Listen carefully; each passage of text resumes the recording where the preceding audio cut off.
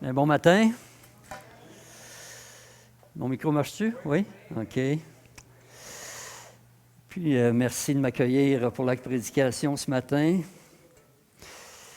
En pensant aux deux dernières prédications que Normand a emmenées les 2 dernières semaines, je me suis dit, j'espère que je ne serai pas moi-même en offense ce matin. Mais si c'est le cas, bien, pensez au message qu'il a apporté, en disant que dans le corps de Christ, surtout la semaine passée, il a parlé dans le corps de Christ, on est des personnes différentes, hein, on a des personnalités différentes, des caractères différents, puis parfois on a des convictions différentes sur certains points de doctrine. Puis c'est important d'être capable d'être en désaccord des fois sur des points, tout en se respectant, puis aussi en étant ouvert à des remises en question. Et c'était mercredi soir, le 25 mai, après l'étude biblique du mercredi soir, que Normand m'a demandé si je serais prêt à apporter la prédication ce matin. Et je crois que vous avez tous assez le don de discernement pour vous rendre compte que j'ai accepté. Mais ce soir-là, quand je me suis couché, je me suis dit, bon, à quoi je vais... Tu sais, j'ai pensé tout de suite de quoi je vais parler, quel thème je vais aborder. Puis, en pensant à un sujet particulier, tout à coup, il m'est venu un mot nouveau dans la tête, un flash qui est venu comme ça. Puis, assez que je me suis levé pour ne pas l'oublier, puis je l'ai écrit sur un papier pour me rappeler de ça le lendemain matin. Puis, en fin de compte, c'est devenu le titre de mon message, qui va être la... Bon, c'est l'autre après, mais juste là, je veux juste arrêter. C'est parce que ça, j'ai pris ce fond d'écran-là, parce que pasteur Frédé Beaupaka, quand il était pasteur à Sherbrooke, c'est lui qui avait fait ce fond d'écran-là pour l'enseignement à l'Église. Puis moi, je l'avais dans mon ordinateur parce que je m'en suis servi quelques fois à Sherbrooke, fait que j'ai repris le même fond. Mais le titre, c'est la suivante. L'eschato-optimisme. L'eschato-optimisme. C'est un mot nouveau, c'est inventé, je ne l'avais jamais entendu avant moi-même. C'est un mot qui est composé de 2 mots, hein? L'eschato, qui veut dire l'eschatologie, puis optimiste pour parler d'une eschatologie positive. L'eschatologie, à proprement parler, c'est l'étude de la fin des temps, mais moi, j'ai mieux appelé ça l'étude de comment Dieu mène toutes choses à bonne fin. Puis parce que c'est Dieu qui mène toutes choses à bonne fin, on est sûr que ça va bien finir, donc de là l'optimisme. Et ça, c'est pour faire contraste à l'eschatologie très, très populaire, dans laquelle on a probablement tous été plus ou moins baptisés, qu'on appelle l'eschatologie dispensationaliste, qui est une eschatologie vraiment contraire à l'optimisme. Elle est pessimiste, elle est fataliste, elle est défaitiste. C'est une eschatologie, donc, qui annonce que l'Église de la fin des temps va être une Église apostate, une Église en déconfiture, une Église que, j'aime prendre cette expression suivante, c'est comme si Satan allait nous passer dans sa déchiqueteuse, puis Jésus, in extremis, vient nous sauver en catastrophe. C'est ça l'image qu'on a. Il va venir nous sauver à la dernière minute parce qu'on va être des chrétiens en lambeaux, déchirés par le diable. Je ne sais pas s'il y en a qui ont un peu cette pensée-là, mais c'est l'idée derrière l'eschatologie dispensationaliste, en tout cas, que ça va mal finir pour l'Église. Donc, ces 2 eschatologies aux antipodes l'une de l'autre. Il y en a une, donc, qui est positive, l'autre qui est négative. Une qui est optimiste, l'autre qui est pessimiste. Une qui est stimulante, une qui est décourageante. Une qui est victorieuse, une qui est défaitiste. Alors, moi, j'ai passé beaucoup de temps dans ces études-là, puis ma vision de l'eschatologie, ma compréhension de l'eschatologie a beaucoup changé au cours des années. Puis, j'aimerais ça ici rappeler un petit quelque chose que c'est David Martin, hein, le doyen de l'IBQ, a parlé il y a 2 semaines ou 3 semaines là, quand il est venu. Puis moi, ce que j'ai compris de son enseignement, ce que j'ai retenu, c'est comme s'il y a deux courants dans le christianisme. Il y a le christianisme académique, le christianisme qui est dans les écoles bibliques, qui est supposé d'être très objectif. Ce n'est pas toujours le cas. Soit que l'école elle-même n'est pas toujours nécessairement objective ou que ceux qui enseignent ne sont pas tous objectifs, mais c'est ça qui est supposé. Le christianisme académique, c'est supposé être le christianisme qui fouille le texte. On appelle ça l'exégèse, c'est-à-dire le contexte. Qu'est-ce que ça veut dire dans ce contexte? Qu'est-ce que l'auteur voulait dire quand il a écrit ça? Comment est-ce que les premiers lecteurs ont compris ce qu'il écrivait? Ça, c'est faire l'exégèse, puis après ça, on se l'applique.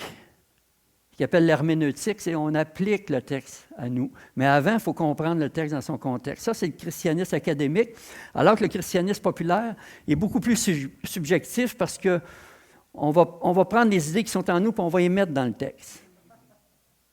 Puis là, comme David disait, on peut faire dire à peu près n'importe quoi au texte à ce moment-là parce que c'est ce que moi je pense que je mets dans le texte.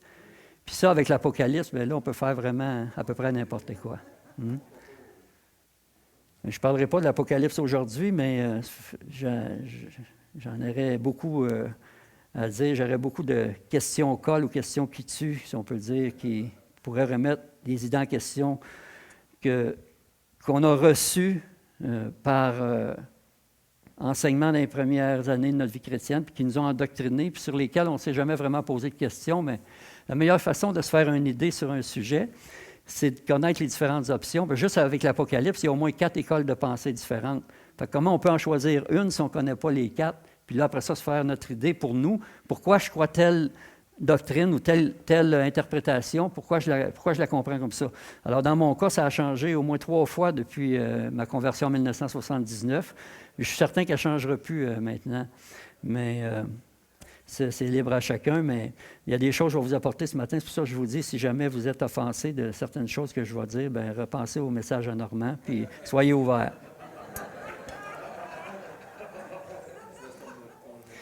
Peut-être que vous êtes déjà allé dans un séminaire chrétien où on enseigne justement cette eschatologie-là. Ça m'est arrivé, ou de lire des livres, mais d'aller dans un séminaire une fin de semaine, ou de lire des livres qui viennent de certains séminaires comme ça, comme à Dallas. Aux États-Unis, il y a un grand séminaire qui s'appelle le Séminaire théologique de Dallas, puis eux, c'est ce qu'ils enseignent comme eschatologie, mais ils sont bien bons sur bien d'autres sujets, mais tant qu'à moi, sur le sujet de l'eschatologie, ils sont à côté de la traque. Mais, tu sais, on commence à lire ces livres-là, puis on se dit « Wow, ça va être bon, là, je vais m'édifier, je vais stimuler ma foi. » On rentre là, la foi étant vivante, puis on sort de là, puis on est découragé, puis la foi est à terre, elle est presque morte. Puis on se dit « J'aurais pas dû aller à ce séminaire-là. »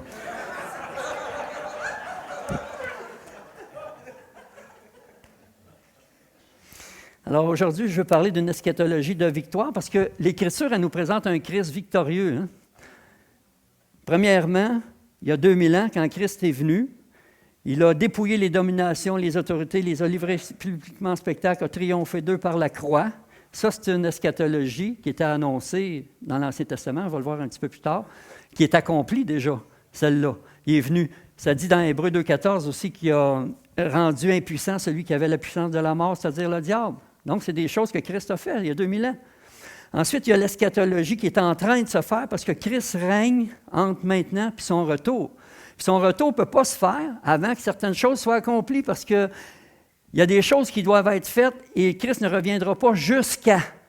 Là, je vais vous montrer certains versets dans Actes 3, versets 20 et 21. Afin que des temps de rafraîchissement viennent de la part du Seigneur et qu'il envoie celui qui vous a été destiné, Jésus-Christ, que le ciel doit recevoir jusqu'au temps du rétablissement de toutes choses dont Dieu a parlé anciennement par la bouche de ses saints prophètes. Donc, il y a un « jusqu'à » ici, qui nous parle d'un temps, jusqu'à. Le ciel doit le recevoir. Christ, Jésus-Christ, doit être reçu au ciel jusqu'au temps. Il y a un « jusqu'à ». Ensuite, diapo suivante, 1 Corinthiens 15, versets 24-25. Ensuite viendra la fin. Quand? Quand il remettra le royaume à celui qui est Dieu et Père, après avoir détruit toute domination, toute autorité, toute puissance, car il faut qu'il règne, ça c'est présent, jusqu'à ce qu'il ait mis tous ses ennemis sous ses pieds. C'est qui ses ennemis? Bien, c'est les dominations, les autorités dont il est parlé dans le verset 24. Et dans Éphésiens 6, le verset 12, on a vu aussi déjà dans les études du mercredi soir que on n'a pas lutté contre la chair et le sang, mais contre les dominations, les autorités, les esprits. Ça, c'est le travail de l'Église. Et c'est ça que Christ est en train d'accomplir à travers son Église, jusqu'à ce que tous ses ennemis soient mis sous ses pieds, parlant des dominations et des autorités. Puis enfin, le verset suivant, Éphésiens 14, 13. Il a donné les uns comme apôtres, prophètes, évangélistes, pasteurs, docteurs pour le perfectionnement des saints en vue de l'œuvre du ministère, jusqu'à ce que nous soyons tous parvenus, jusqu'à ce que nous soyons tous parvenus à l'unité de la foi, de la connaissance du Fils de Dieu, à l'état d'homme fait, à la mesure de la stature parfaite de Christ. Donc, il y a 3 jusqu'à qu'on vient de voir. Puis, la Bible elle-même dit que toute affaire se règle sur la déposition de 2 ou 3 témoins. On vient d'en voir 3 témoins ici, là, dans le Nouveau Testament, qui nous dit que Christ ne reviendra pas jusqu'à ce que certaines choses soient accomplies.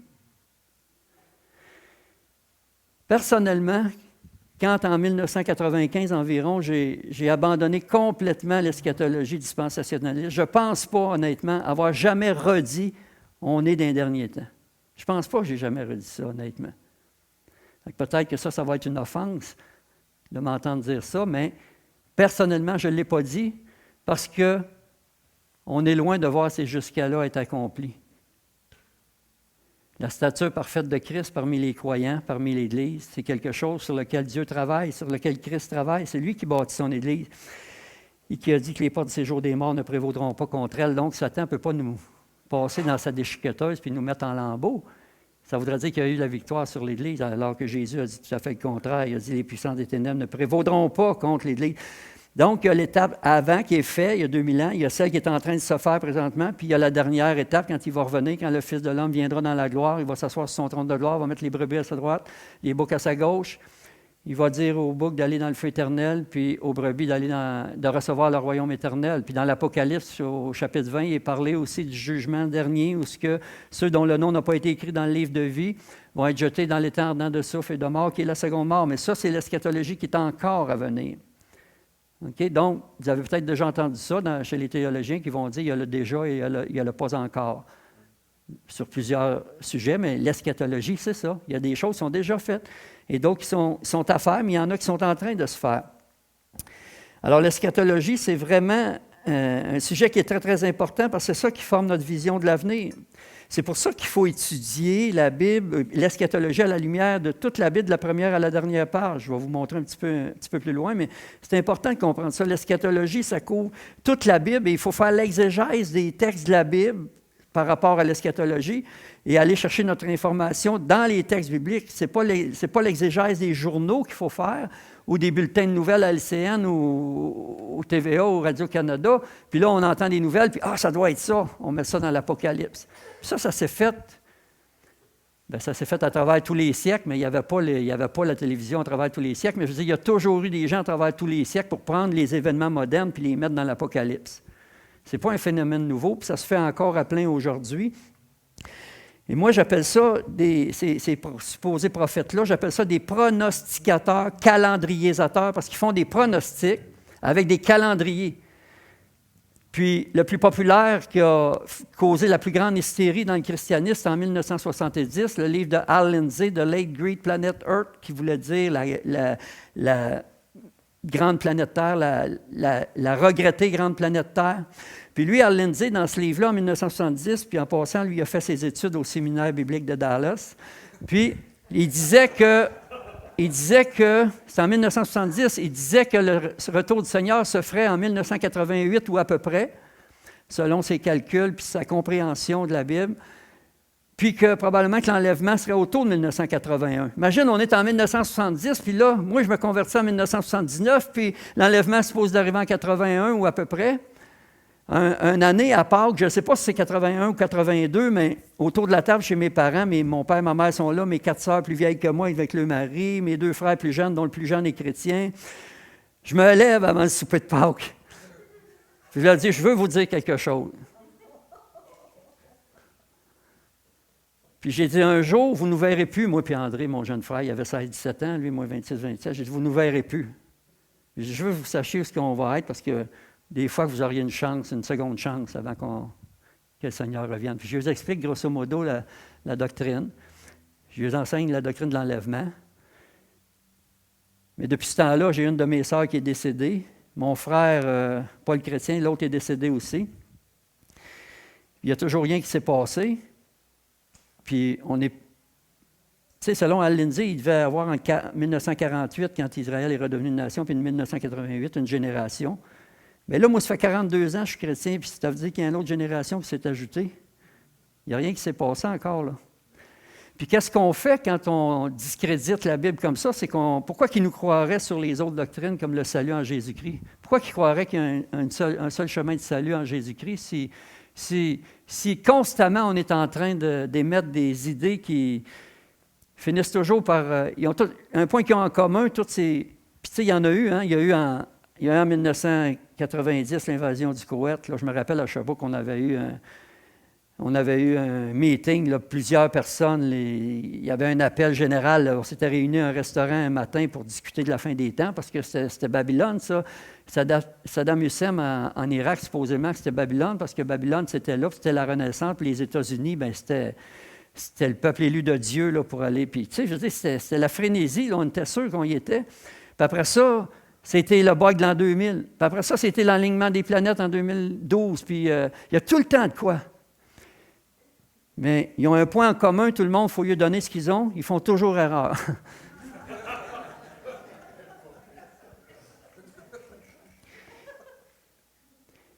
Alors, ce que je veux vous dire ce matin, c'est que l'eschatologie, c'est un fleuve qui coule à travers toute la Bible, de la première à la dernière page, et qui commence à Genèse 1, 27, 28, Mario.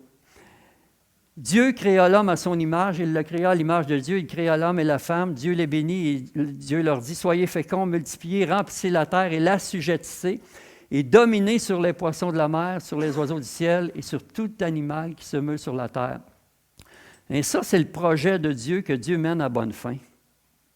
On l'a là, ça a commencé comme ça dans Genèse 1. Remplir la terre, être fécond, multiplier, remplir la terre, assujettir, dominer. Ce n'est pas la même chose que Jésus a dit après sa résurrection, quand il a dit « Allez, faites de toutes les nations des disciples ». Il n'est pas en train de dire « Soyez féconds, multipliez, remplissez la terre, assujettissez, dominez », pas par la guerre, pas par la politique, mais par la prédication de l'Évangile. Répandez l'Évangile, faites des disciples, gagnez la terre. C'est ça le commandement que Jésus nous a donné. Puis le projet de Dieu, donc, après la chute, parce que ça, on lit ça au chapitre 1 de Genèse, mais au chapitre 3, Mario, au chapitre 3, c'est la chute. Hein? Puis Dieu fait une promesse tout de suite. Ah, OK, excuse. Je pensais que c'était Mario, là. OK. C'est quoi? Marlène. OK, excuse-moi, Marlène. Je peux pardonner? Je t'ai-tu offensé? Genèse 3,15, « Je mettrai inimitié entre toi et la femme, entre ta postérité et sa postérité. Celle-ci t'écrasera la tête et tu lui blesseras le talon. » Ça, c'est une prophétie que Dieu a donnée à Satan. Il dit qu'il va venir quelqu'un un jour qui va y écraser la tête. Mais ça, c'est une eschatologie maintenant accomplie. C'était futur pour eux quand ils ont lu ça. Ils ont lu ça, mais pour nous, c'est passé. Parce que ça, Jésus l'a fait, Colossiens 2,15, que j'ai cité tout à l'heure. Il a dépouillé les dominations et les autorités. C'est quelque chose qui est fait. Il l'a écrasé à la croix. Et ça, donc, ça annonçait la victoire de la croix, parce que ça, c'est le moment où Jésus a repris des mains de Satan l'autorité que Adam lui avait donnée. Puis c'est pour ça qu'à travers tout l'Ancien Testament, il y a cette débâcle-là chez les peuples, toute la cruauté. Puis tu vois que Satan domine chez ces peuples-là. C'était des empires, hein, Égypte, Babylone, Assyriens, Mèdes et Perses, tout ça, les Grecs. C'était des empires qui dominaient le monde, mais Jésus est venu briser ça. C'est la pierre dans Daniel, en tout cas, qui est partie de la montagne, qui est venu briser les royaumes de ce monde. Et là, Jésus est venu, a repris cette autorité-là parce que Dieu l'avait donnée à un homme, c'était un homme qui devait la reprendre. Dieu ne pouvait pas juste arriver et dire « Je reprends ça, Satan, c'est pas à toi, je l'ai donné. » J'aime ça donner l'illustration suivante. Supposons que moi, j'ai une belle auto neuve puis je la donne à un de mes amis.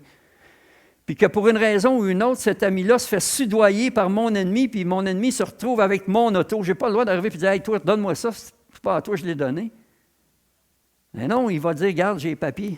J'ai l'autorité est à moi, ton auto. Il faudrait que je trouve quelqu'un d'assez habile pour se faire redonner l'auto par mon ennemi puis me la redonner à moi après. » C'est ça que Dieu a fait avec Christ. Parce qu'il n'y avait pas un homme sur la terre qui était capable de la reprendre, puis Dieu a dit en quelque sorte, je vais envoyer Il est venu lui-même, il s'est incarné, il a envoyé un homme qui était capable de le faire, parce que dans l'Ancien Testament, il n'y avait personne, il n'y a aucun homme qui pouvait faire ça, mais Christ est venu, puis il a repris l'autorité des mains de Satan. J'ai une autre illustration. Supposons que j'ai ma maison, moi, puis que je la loue à quelqu'un, parce que je m'en vais pour 5 ans, disons, je lui loue la maison pour 5 ans. Lui, au bout de 2 ans, il part, puis il sous-loue ma maison à quelqu'un. Puis ce quelqu'un-là saccage ma maison. Quand je reviens, moi, au bout de 5 ans, à qui je vais demander des comptes? À celui à qui j'ai loué ou au sous-locataire? Je vais demander des comptes à celui que j'ai loué, puis je vais dire, t'es mieux d'être assez bright, assez fort pour aller te faire rembourser par lui. Et si lui, il n'est pas capable, qu'est-ce qu'il va faire? Mais c'est ça, l'être humain n'était pas capable. Adam a péché, il nous a entaché toute la race humaine, il nous a rendus impuissants. On ne pouvait pas reprendre ça. Alors Dieu a envoyé le second Adam. Dieu est venu lui-même en la personne de Christ, puis il a repris cette autorité-là. Et un verset qui est bien connu, qui doit s'appliquer, entre autres, à ce que j'ai dit dans Genèse 1, 27, 28, c'est dans Ésaïe 55, versets 10 à 13. « Comme la pluie et la neige descendent des cieux, il n'y retourne pas sans avoir arrosé, fécondé la terre et fait germer les plantes, sans avoir donné la semence au semeur et du pain à celui qui mange. Ainsi en est-il de ma parole qui sort de ma bouche. » Ce qui inclut Genèse 1, 27, 28. « Elle ne retourne point à moi sans effet, sans avoir exécuté ma volonté et accompli mes desseins.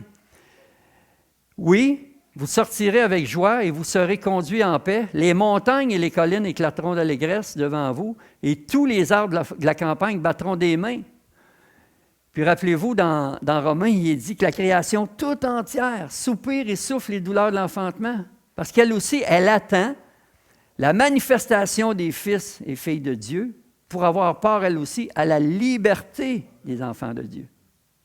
C'est dans Romains, ça fait partie de la théologie de Paul. Fait que la création attend ça, parce que la création a été soumise à la vanité, elle aussi.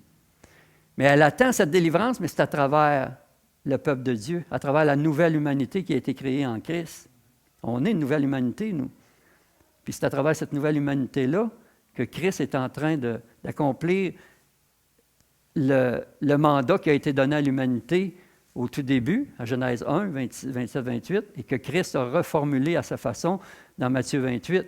Ensuite, il dit, « Au lieu de la ronce croîtra la myrrhe, et ce sera pour au lieu de l'épine s'élèvera le cyprès, au lieu de la ronce croîtra la myrrhe. » Parce que l'épine et la ronce, on les retrouve au chapitre 3 de Genèse, suite à la malédiction. Hein? Mais là, ça dit qu'au lieu de la ronce, au lieu de l'épine, et puis ça dit, ce sera pour l'Éternel une gloire, un monument perpétuel, impérissable. Ça, c'est le texte qui dit, il y en est ainsi de ma parole, elle ne retourne pas à moi sans avoir produit, c'est pourquoi je l'ai envoyé. Donc, on sait où est-ce qu'on s'en va. On sait ce que l'eschatologie s'en va. Et c'est pour ça, comme je disais, que Jésus, après la résurrection, a donné le même mandat à l'Église, de sortir du jardin, en fin de compte, parce que Adam et Ève, ce que je crois aussi à la lumière de l'ensemble de la Bible, c'est que parce que Satan, il est arrivé d'où, lui, Genèse chapitre 3? Il était déjà là, hein? C'est pas Dieu qui l'a suscité comme ça, là. Donc, Satan est arrivé de quelque part, puis Dieu avait restauré la planète. Ça, c'est toute une autre histoire, mais disons, Dieu avait restauré la planète, placé l'homme et la femme dans le jardin pour qu'ils en sortent du jardin, parce qu'il leur a dit d'aller assujettir, dominer sur la terre entière. Il fallait qu'ils sortent du jardin pour rétablir la culture du royaume sur la terre, celle que Satan avait saccagée. Et maintenant, Jésus nous dit la même chose, sortez de votre jardin, sortez des quatre murs de votre Église, puis allez répandre l'Évangile. Puis c'est ça que le projet de Claude Tremblay contribue à faire, entre autres. Puis c'est vrai, c'est extraordinaire ce que Claude a fait depuis 20 ans, parce que lui, son fils s'est suicidé en 1998, puis suite au suicide de son fils, après qu'il est sorti de son deuil, puis c'est ça qu'un des livres raconte. On a 3 livres qu'on offre tout le temps aux gens, mais il y a un des livres qui s'appelle le 1000 villages, parce que Claude, depuis 20 ans, il a fait 700 quelques villages à lui seul, des villages, là. Quand on parle de villages, vous savez, là, comme Sainte-Mélanie, des petits villages, là. Mais les plus grandes villes, bien, c'est ça, on attaque ça en équipe. Puis il était supposé être à Granby en fin de semaine prochaine, puis là, il y a 2 filles à Granby qui ont dit « Ah, il n'en reste plus assez, on va s'en occuper, nous autres, pas besoin de revenir. » Vous voyez comment il y en a qui ont de l'enthousiasme, ils disent « Venez plus, on va le faire nous autres mêmes. » Puis là, Claude, c'est là qu'il a communiqué, il m'a dit « Jocelyn, pourrais-tu me donner le téléphone à Normand? Je vous rappellerai ton pasteur. » Fait que là, il s'est arrangé avec lui, puis ils vont venir cette semaine. Mais c'est vite de même, bang, bang, bang. On n'était pas prêts dans le sens que, tu sais, on ne pensait pas que ça viendrait vite de même. Moi, j'étais supposé commencer cette semaine avec Roland. On s'est fixé qu'on va commencer jeudi de cette semaine, puis là, eux autres vont être ici jeudi. Mais c'est ça, ça fait partie de cette mentalité-là de croire qu'on est appelé à ce triomphe-là de l'Évangile. Parce que Jésus a dit « Je bâtirai mon Église, et les portes du séjour des morts ne prévaudront pas, n'auront pas le dessus sur lui. » Alors, c'est l'Église qui est supposée être à l'offensive, puis les puissances des ténèbres sur la défensive, puisque Jésus a dit que les portes du séjour des morts ne prévaudront pas. Mais l'eschatologie populaire, là, dispensationaliste, nous a fait croire le contraire, que c'est l'Église qui est à la défensive, puis le royaume des ténèbres qui est à l'offensive. Mais c'est faux. Ce n'est pas ce que Jésus a dit. Mais qui c'est qui a pu justement inspirer une doctrine comme ça à l'Église? Faire croire que notre mission va être un échec, qu'on va abandonner la planète à un ennemi qui a été vaincu il y a 2000 ans. C'est pas logique. S'il a été vaincu, puis qu'il reste à appliquer la victoire, c'est pas logique de penser que c'est nous qui allons être vaincus. Puis avec le livre de Hal Lindsey en 1970, malheureusement pour beaucoup de chrétiens, l'espérance c'est devenu celle de fuir hors du monde par l'enlèvement de l'Église, au lieu de conquérir le monde par l'avancement de l'Église. Il nous faut changer la mentalité, il faut changer de mentalité. Puis cette eschatologie-là, elle a été inventée, dispensationaliste, dans les années 1830, par un homme, un pasteur anglais, très bon pasteur. Il a même écrit une Bible, la Bible Darby, qui est une Bible vraiment fidèle au texte hébreu, mais qu'on peut lire en anglais. Je ne sais pas si ça a été traduit en français, mais en tout cas, elle suit fidèlement l'hébreu. John Nelson Darby. Mais lui, quand on connaît comment l'inspiration lui est venue pour inventer cette doctrine-là, on voit que c'est vraiment plein de subjectivité. Ce n'est pas objectif, ça n'a pas de bon sens. Quand on lit l'histoire, comment est-ce que ça lui est venu, puis les motifs qui étaient derrière ses pensées, on voit bien que ça n'a aucun bon sens. Ça ne se peut pas, ça ne tient pas la route quand on se met face à la Bible, quand on étudie vraiment, quand on fait l'exégèse des textes bibliques que lui a utilisés, puis que les autres qui ont suivi après. Puis c'est une doctrine qui a été très publicisée ensuite par la Bible Scofield, Cyrus Scofield, qui était un disciple de Darby, dans le sens qu'il a suivi ses traces. Il était 40 ans plus jeune que Darby. Darby, quand il est mort en 1880, bien, lui, qui était 40 ans plus jeune que Darby, Scofield a continué. Puis en 1909, il a sorti cette Bible-là qui s'est répandue comme une traînée de poudre. Mais juste le livre de Hal Lindsey, en 1970, 36 millions d'exemplaires en 54 langues. Fait qu'imagines-tu, si c'est faux, puis que c'est répandu comme ça à travers la planète, ça fait l'affaire de qui, ça? Ça fait l'affaire de l'ennemi de l'Évangile. Il peut nous inspirer. On n'est pas à l'abri, du subjectivisme, personne d'entre nous. Puis c'est pour ça qu'on a besoin, justement, de discuter, puis de se débattre, puis d'être en désaccord, puis de chercher vraiment c'est quoi la vérité sur chaque point de doctrine de la Bible. Parce qu'il y en a, c'est pas la seule doctrine qui a mis l'Église à côté de la traque comme ça. Puis cette doctrine-là, ni Jésus, ni les apôtres, ni les pères de l'Église, ni ceux qui leur ont succédé, ils ne croyaient pas ça là, avant le 19e siècle, les années 1830, avant que Darby l'invente, cette doctrine-là. Ils ne croyaient pas ça. Les pères de l'Église ne croyaient pas ça. Puis aujourd'hui, justement, c'est la fête des pères, fait qu'on pourrait faire ce cadeau-là, on pourrait faire ce cadeau-là de revenir à leur eschatologie, qui était beaucoup plus positive et optimiste. Pourquoi vous pensez qu'ils ont changé le monde comme ça, qu'ils ont changé la culture du monde dans l'espace d'à peu près 3 siècles, les premiers chrétiens? C'est parce qu'il y avait cette compréhension-là d'un évangile qui est là pour changer le monde. Puis ils ont réussi, mais le projet de Dieu n'est pas fini. Mais c'est important de rester sur cette traque-là, tant qu'à moi en tout cas, parce que quand on sort de la traque, qu'est-ce qu'on est? On est des chrétiens détraqués. Hein? C'est pour ça qu'il faut faire attention, je dis, à cette obsession-là pour la fin des temps, parce que ce qui arrive souvent, moi, je dis que ça fait des obsédés textuels. Hein? J'ai bien dit textuels. Des obsédés textuels parce qu'on viole le texte de la Bible pour satisfaire notre passion pour la fin des temps. On veut tellement que ce soit la fin des temps. Mais je vous le dis, ça s'est fait à travers tous les siècles. Je pourrais vous donner des citations qui ont été écrites au 2e, au 3e, au 4e, au 5e, à travers tous les siècles, sans vous dire qui et quand ça a été écrit, puis vous penseriez, ça a été dit il n'y a pas longtemps. Ça me semble que j'ai entendu ça il n'y a pas longtemps. Ça a été comme ça à travers tous les siècles. Il y a toujours eu des gens pour dire on est à la fin des temps, on a toutes les conditions qu'il faut pour ça. En tout cas, c'est bien des exemples qui pourraient être donnés, mais je vais me limiter à juste citer ça comme ça. Alors, avec les textes d'Écriture, justement, c'est comme avec le sexe. Il y a des normes, il y a des limites dans lesquelles il faut se maintenir pour interpréter les textes bibliques. Sinon, bien, comme j'ai dit, on devient des obsédés textuels, puis on fait des choses qui violent le texte. Il y a plusieurs années, j'ai fait venir un guide de prière des Assemblées Pentecôte du Canada, que j'ai ici, guide de prière pour les missionnaires des Assemblées Pentecôte du Canada, mais qui sont missionnaires un peu partout dans le monde entier. Dans chaque page, par exemple, ici, il est parlé de Yves et Françoise Michaud, c'est des Québécois. Ils sont en Thaïlande. Mais là, je ne sais pas avec la pandémie, peut-être que les nouvelles sont un peu différentes, là, mais ça dit ici qu'est-ce qu'ils font dans leur ministère, puis ensuite, il y a des requêtes de prière. Il y a, si j'ai noté ici, je pense,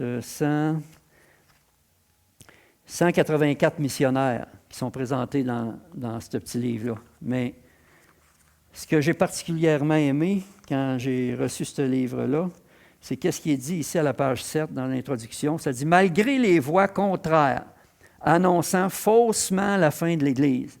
Ça, j'aime ça. Puis c'est notre association d'Église qui dit ça. Malgré les voix contraires annonçant faussement la fin de l'Église, plus que jamais le royaume de Dieu progresse. Jésus bâtit son Église. L'Église mondiale, dont l'Église pentecôtiste, ne rétrécit pas, elle est en pleine croissance. Les plus grands progrès de l'Évangile dans le monde entier ont eu lieu au cours des 100 dernières années. Il y a maintenant plus de croyants dans les pays qui étaient autrefois des champs de mission que dans les pays d'où les missionnaires ont été envoyés à l'origine. Et ça, c'est tellement vrai. Juste en Afrique, l'Afrique, ce n'est pas un pays, c'est un continent. Il y a beaucoup de pays en Afrique. D'ailleurs, on a des frères africains, des sœurs ici qui viennent là, ils ont connu le Seigneur, plusieurs ont connu le Seigneur en Afrique. Pasteur Frédé Bopaka, qu'on a eu à Sherbrooke, un Africain, il était notre pasteur pendant plusieurs années. Il va revenir prêcher ici bientôt, je pense. Hein? Bon, tu c'est rendu des missionnaires ici, eux autres. Là. Ils viennent nous aider parce qu'ici, on a perdu des plumes au cours des dernières années. Mais ils viennent nous rendre la monnaie de notre investissement, si on peut dire. Les États-Unis, l'Occident ont investi dans les pays de mission, mais maintenant, eux autres, ils viennent pour nous aider ici. C'est extraordinaire, ça. Mais juste quelques statistiques que j'ai prises, pas dans ce livre-là, mais ailleurs. Ça dit qu'en 1910, sur le continent africain, il y avait 8 millions de chrétiens, et 100 ans plus tard, en 2010, il y en avait 516 millions, ce qui est une augmentation de 64,5. 8 millions multipliés par 64,5 en 100 ans. Si ça, ce n'est pas du progrès. En Asie, il y avait 27 millions en 1910. En 2010, 285 millions. C'est 20 de multiplication. 27 millions multipliés par 20. C'est 20, je veux dire, pas 20 mais c'est multiplié par 20. Mais la Chine, par exemple, en 1950, écoute, on parle des pays communistes là, en Asie, 1 million, puis en 2010, c'est 75 millions. C'est peut-être pas gros sur 1 milliard de population, mais entre 1 million puis 75 millions, c'est quand même un gros progrès en 50 ans. C'est la même chose en Amérique latine. L'Évangile a progressé en Amérique latine. On a encore une preuve ici. Hein? Puis, on dit qu'en Amérique latine, l'Évangile a fait des progrès de 800 % d'augmentation au cours du 20e siècle, depuis 1900. Puis il y a des évangélistes populaires qui sont sortis de l'Amérique latine aussi. Il y en a qui sont un peu comme Billy Graham était, là. Puis je ne me rappelle pas de son nom, mais je me rappelle d'avoir déjà vu un de ces évangélistes-là. C'était vraiment magnifique. Mais il y a plusieurs hommes de puissance en Amérique latine aujourd'hui qui ont des ministères puissants mondialement. C'est extraordinaire. C'est l'Évangile qui avance. Puis le mouvement pentecôtiste, en 1900, on était 980 000. Bien, quand on dit en 1900, c'est parce que le mouvement pentecôtiste a vraiment commencé en 1906 avec le réveil de Azusa Street en Californie. Mais il y avait un mouvement charismatique déjà, là, qui sont juste joints, qui sont devenus officiellement pentecôtistes, mais au début de 1900, on dit qu'il y avait 980 000 chrétiens pentecôtisants. Puis maintenant, la dernière fois qu'il y a eu un recensement, en 2011, on était rendu à 612 millions dans le mouvement pentecôtiste, de 980 000 à 612 millions. Peut-être que de notre point de vue en Amérique du Nord, hein, puis on va dire que c'est un peu utopique, là, parce que nous, on voit un relâchement. Mais Dieu a fait des promesses. Dieu a fait des promesses de conquête du monde par l'Évangile. Dans Nombre 14, 21, on lit ceci, ça c'est dans Nombre.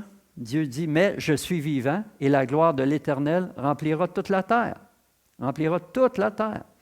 Ensuite, dans Ésaïe 11, verset 9, « Il ne se fera ni tort ni dommage sur toute ma montagne sainte, car la terre sera remplie de la connaissance de l'Éternel, comme le fond de la mer par les eaux qui le couvrent. » Donc, ici, ce que ça dit, c'est que la terre sera remplie de la connaissance de l'Éternel. Dans Nombre, c'était dit de la gloire de l'Éternel. Ici, ça dit de la connaissance de l'Éternel. Puis ça dit comme le fond de la mer par les eaux qui la couvrent. Il n'y a pas aucun endroit dans la mer où l'eau ne va pas. Toutes les fissures dans les rochers, tout ça, ça va partout. Puis Dieu a fait cette promesse-là. Puis enfin, dans Habakkuk 2,14, « Car la terre sera remplie de la connaissance de la gloire de l'Éternel, comme le fond de la mer par les eaux qui la couvrent. » Qui le couvrent. Donc ici, il y a la terre qui sera remplie de la connaissance de la gloire. Dans Nombre, il y avait la gloire. Dans Ésaïe, il y avait la connaissance, puis ici, il y a la connaissance de la gloire. Donc, encore une fois, on a trois témoignages, trois témoins, cette fois dans l'Ancien Testament, qui nous parlent d'une eschatologie qui n'est pas encore finie d'accomplir, mais qui est en train de s'accomplir. Puis là, quand on voit les statistiques comme celles que je viens de vous donner, on voit que c'est en train de s'accomplir. Puis Dieu a dit dans le livre des Nombres, là, je ne l'ai pas mis là, mais Dieu a dit, Dieu n'est pas homme pour mentir, ni fils d'homme pour se repentir. Ce qu'il a dit ne le fera-t-il pas? Ce qu'il a déclaré ne l'accomplira-t-il pas? Donc, on a des garanties. C'est ça que Dieu va faire. C'est ça que Christ est en train de faire. C'est Christ qui est en train de mener son projet d'Église à bonne fin. C'est ça l'eschatologie.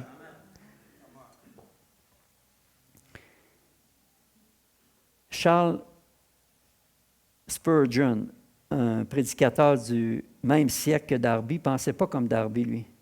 Lui, il a dit, « Le Saint-Esprit n'acceptera jamais le blâme de ne pas avoir été capable de convertir le monde. » Ça, c'était au 19e siècle, dans les années 1800. Charles Spurgeon, c'est un grand prédicateur là, en Angleterre dans ces années-là.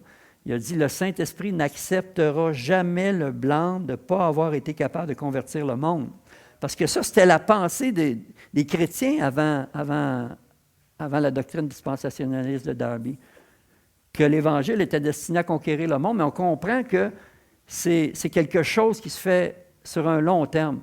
D'ailleurs, dans l'Ancien Testament, Dieu, entre Adam et Christ, a pris environ 4000 ans, hein, qu'on considère là, 4000 ans, où ce que Dieu a travaillé de toutes les façons nécessaires pour amener le Sauveur du monde, Christ, dans le monde.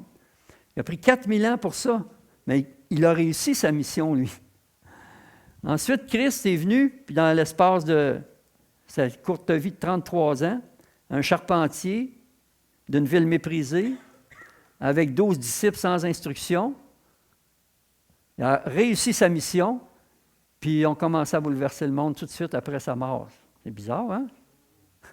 Parce qu'il est vraiment ressuscité, puis qu'il leur a donné. Mais là, on nous dit que le Saint-Esprit va faire échec, lui, dans sa mission. Le Père a réussi, le Fils a réussi, mais le Saint-Esprit, apparemment, selon cette doctrine-là, va faire échec puisqu'on va finir en déconfiture. C'est pas logique. C'est pas logique. Puis Jésus a dit, vous recevrez une puissance, celle du Saint-Esprit, puis vous serez mes témoins jusqu'aux extrémités de la terre. Parce que Dieu a dit que sa connaissance va se répandre partout. Il n'y aura aucun recoin sur la terre qui ne connaîtra pas l'Éternel. Donc, encore une fois, on sait où on s'en va. On sait c'est quoi l'eschatologie qui n'est pas encore réalisée complètement, mais qui est en train de se réaliser, qui est en train de s'accomplir.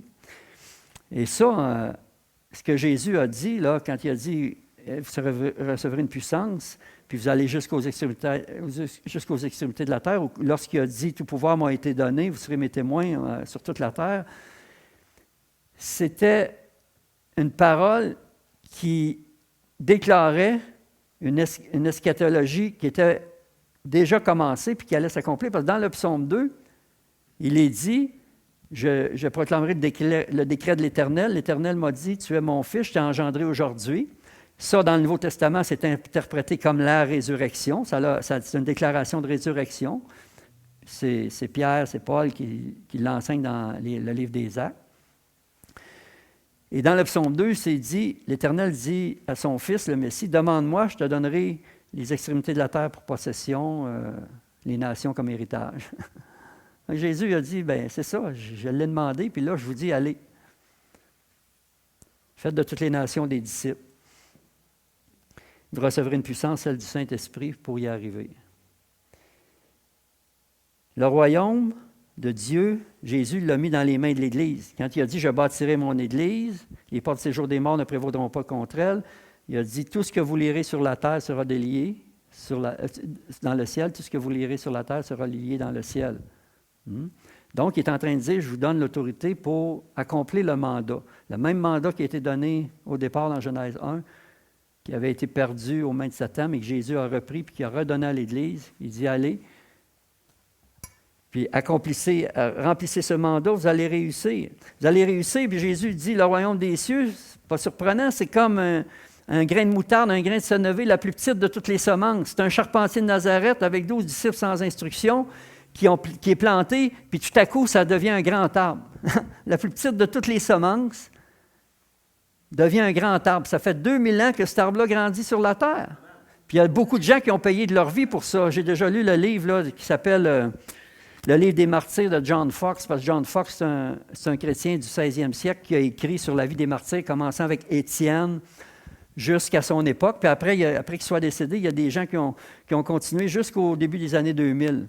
C'est un livre, c'est en anglais, là, mais le livre des martyrs de John Fox. Mais ça raconte là-dedans comment beaucoup de gens ont payé de leur vie. Mais qu'est-ce qui est arrivé de résultat de ça? C'est un peu comme Jésus a dit, si la semence tombe en terre ne meurt, elle ne porte pas de fruits. Mais eux autres, ils ont littéralement donné leur vie, mais ça a toujours produit, ça a toujours fait que ça a grandi. Puis l'ennemi, lui, bien, c'est sûr, tout ce qu'il peut inventer comme idée, comme doctrine pour essayer d'implanter ça dans l'Église, pour retarder sa démise puis son retrait en enfer, parce que lui, c'est là sa retraite, hein, sa retraite finale. Tout ce qu'il peut faire pour ça, bien, il va le faire. Parce qu'il sait que son temps est marqué. Il y a même une fois, un démon a dit à Jésus, « Que nous veux-tu, Jésus de Nazareth, Fils de Dieu? Je sais qui tu es, je sais que tu es venu pour nous perdre. » Puis même, il dit, « Es-tu venu pour nous perdre avant le temps? » Dans l'Apocalypse, c'est dit que le diable, il sait qu'il y a peu de temps. Puis déjà, il faut comprendre ce que ça voulait dire à ce moment-là, quand ça a été écrit. Même si on peut l'appliquer encore aujourd'hui, il faudrait commencer par comprendre ce qu'il voulait dire quand Jean disait ça dans l'Apocalypse, qu'il y avait peu de temps. Il y avait de quoi bien de précis qui était visé par cette parole-là puis qui s'est accompli. Parce que le diable a vraiment perdu des plumes à ce moment-là. Alors, c'est le but de Dieu auquel il nous appelle en tant que partenaires dans la grande mission d'étendre la culture du royaume dans le monde entier. Puis pour ça, il nous appelle à suivre l'exemple de Timothée, puis je vais terminer avec ce dernier verset-là ce matin. C'est Paul qui parle de Timothée, qui dit « J'espère dans le Seigneur Jésus vous envoyer bientôt Timothée, afin d'être encouragé moi-même en apprenant ce qui vous concerne, car je n'ai personne ici qui partage mes sentiments pour prendre sincèrement à cœur votre situation. Tous, en effet, cherchent leurs propres intérêts et non ceux de Jésus-Christ. Vous savez qu'il a été mis à l'épreuve en se consacrant au service de l'Évangile avec moi, comme un enfant avec son père. » Pourquoi je cite ce verset-là? Bien, c'est pour montrer que Dieu nous appelle à renoncer à la seule recherche de nos intérêts personnels, de notre gratification personnelle, comme si le but de la vie, c'était de satisfaire notre égoïsme. Dieu a fait de nous des partenaires. On est appelés ceux qui ont part à la vocation céleste dans la Bible. On est des partenaires de Dieu. C'est un partenariat que Dieu veut faire avec nous, avec l'Église. Alors, c'est important de s'associer aux intérêts de Dieu. D'ailleurs, la meilleure façon d'assurer nos intérêts personnels, c'est de poursuivre les intérêts de Dieu aussi. Comme Jésus, hein, déjà à 12 ans, il disait « Ne savez-vous pas qu'il faut que je m'occupe des affaires de mon Père? » C'est à ça qu'on est appelé aussi. Se préoccuper des affaires de Dieu, du Père, du mandat qu'il a donné à l'humanité en Genèse 1, puis que Jésus a reconfirmé dans Matthieu 28. Mais pendant que peut-être l'équipe de louange va revenir, puis je vais inviter Normand à venir porter le mot de la fin, puis la prière, mais je demande à ceux ce matin qui veulent prendre le même engagement comme Timothée, puis prendre l'engagement non pas de fuir, mais de conquérir. Je vous demande si c'est votre cœur ce matin de vous lever debout, puis de dire « Seigneur, c'est ce que je veux faire. Je veux conquérir, je veux être de l'Église qui est conquérante. Je ne veux pas chercher à fuir l'appel de Dieu. Mon espérance, ce n'est pas l'enlèvement de l'Église. Mon espérance, oui, c'est le retour du Seigneur, mais d'un retour d'un Seigneur victorieux qui mène tout à bonne fin. Amen.